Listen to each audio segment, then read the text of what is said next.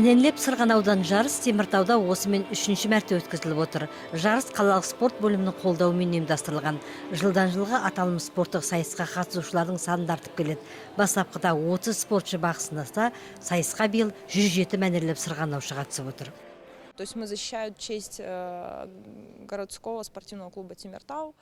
Балалардың барлығы Теміртаудағы спорт клубында жаттығады, Теміртаудың намысын қорғайды. Олар Қарағандының шайбалы хоккейден мамандандырылған мектеп-интернатының мәнерлеп сырғанау тобының спортшыларымен жарысады. Яғни Қарағанды мен Теміртау қалаларының спортшылары жарысқа түсіп отыр.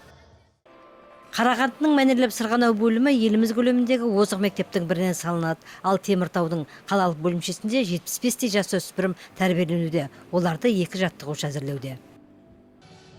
Олардың жаттығып жүргеніне 2 жыл болып қалды. Яғни Теміртаулық көрермендер оларды таниды. Өйткені олар судағы шырша, 8 наурыз, өзге де жарыстарға біздің тәрбиеленушіміз шығып тұрады. Тұрғындарға өз таланттарымен танымал.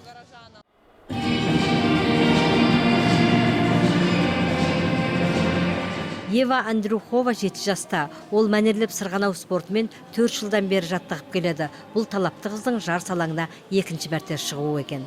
Мне было очень приятно выступать, мне понравилось все. Жарысқа қатысушылардың дені теміртаулықтарға жақын таныс. Олар қаладағы түрлі шараларға қатысып, өз өнерлерін көрсетіп келеді. Жалпы қалалық бөлімшенің тәрбиеленушілерінің 15% кейін жаттығуын Қарағандыдағы мамандандырылған спорт мектебіне жалғастырады.